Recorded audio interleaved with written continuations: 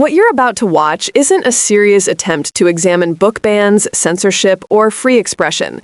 It's yet another example of how a congressional hearing can be turned into a political stage, where the questions aren't really questions at all, but setups for a pre-packaged narrative.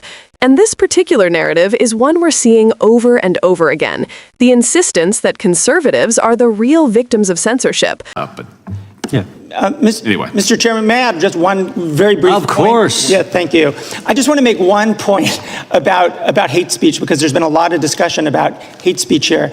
And I think it's valuable for us to at least understand the basis for where these hate speech laws come from. Most of the language from the international law on hate speech, particularly in Europe, was a result of the use of propaganda to target Jews and others during the Nazi Holocaust. So quite a bit of the hate speech is actually a response to that history. And I think at least acknowledging that that is a part of the cultural freedom of expression background in Europe is useful, so that it's not just a kind of bullying of Europeans, but also an understanding of where they come from. Yeah, but Mr. Price made the point, I think his last comments made the point about a two-tiered system, which they see, versus how certain Christians get treated versus how people of a different faith get treated. And if you even use that term, two-tiered system, you can be criticized for using the term about something that many people think exists currently in the UK and in the EU. So there's been lots of comments there. I'll give the chairman, the ranking member some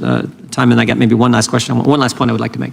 Oh, thanks. And this is just for a UC request, Mr. Chairman, because you had mentioned the outreach that you've gotten from Mark Zuckerberg, and this is an article about that Meta to pay $25 million to settle 2021 Trump lawsuit. The sentence that stuck out to me was, the president signaled that the litigation had to be resolved before Zuckerberg could be, quote, brought into the tent. One of the people said so. Just want to introduce that. Without objection? And one other thing is just the Supreme Court decision, Murthy versus the Missouri, disproving the government's censorship claims. Okay, without objection. I'll just make one maybe final point, because it's been brought up several times, I believe. Well, I'll ask all of you. Mr. Kaye, has President Trump banned any books in the country? Are you aware of any? I don't know about him specifically, but I do know that, for example, Price, you know President Trump's banned any books? From defense libraries, books on Martin Luther King have actually been removed. Has President Trump banned any books? I mean, my understanding of the way it works is you got a local library board, you got a local school board, and they may say certain books aren't appropriate for kids, which is frankly the argument they use in the EU on the Digital Services Act and UK on the Online Safety Act.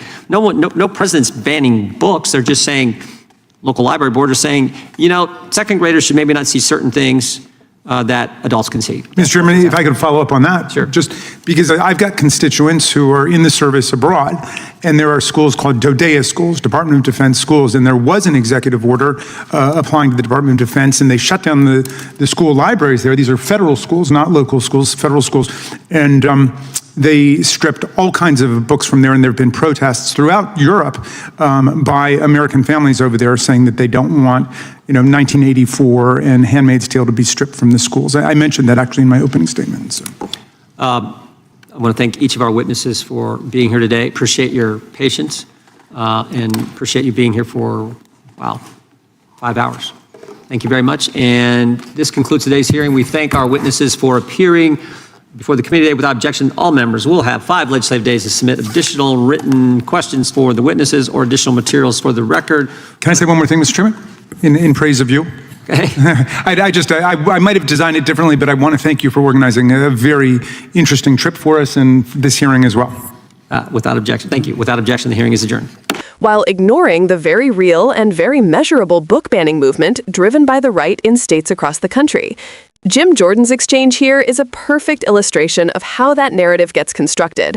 Instead of talking about the actual issue, Republican states and local boards banning books related to race, gender, LGBTQ identity, and even historical truth, Jordan tries to flip the script entirely.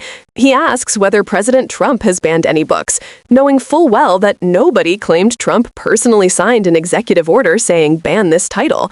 That's not how book bans work. They work through pressure campaigns, activist organizations, ideological school boards, and state-level legislation. They work through intimidation directed at librarians and teachers. They work through rewritten standards that force schools to remove materials, sometimes thousands of titles at a time.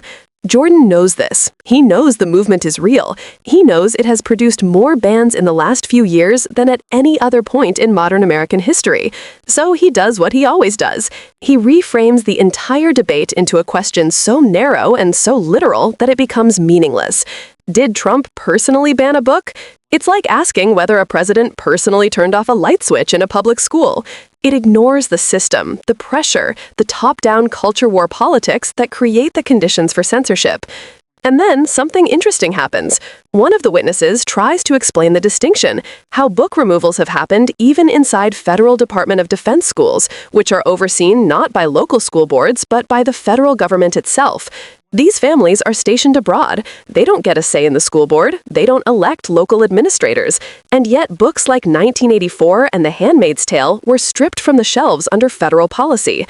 This is exactly the kind of government-level censorship conservatives pretend only exists in Europe or in some imagined liberal regime. But when it happens under policies shaped by right-wing cultural politics, the outrage suddenly disappears. That's where Jamie Raskin comes in. Notice how he steps back from the noise and gives the context that's always missing. He explains that hate speech standards in Europe grew out of the Holocaust, not out of some desire to suppress Christians, silence conservatives, or micromanage political speech. They came from the memory of how propaganda was used to genocide. It's an uncomfortable truth, but it's essential. And it's a reminder that free expression debates look different in different societies because their histories are different. Raskin doesn't weaponize that history, he humanizes it. This is what's so striking about these hearings. One side wants to talk about lived experience, historical memory, democratic values, and the impact of government policy on real people. The other side wants to talk about whether Mark Zuckerberg used the phrase "brought into the tent," as if that tells us anything meaningful about censorship, democracy, or public policy.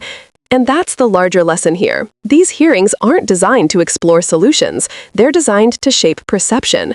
When Jordan asks whether Trump banned books, he's not looking for truth. He's looking for a clip, a headline, a soundbite that can circulate online detached from any context. Meanwhile, the families in Europe whose children lost access to essential literature are left out of the conversation entirely. The librarians facing death threats aren't mentioned. The students whose stories and identities are being erased from their school shelves aren't part of this narrative. Understanding that difference between politics as performance and governance as responsibility is key to understanding these hearings.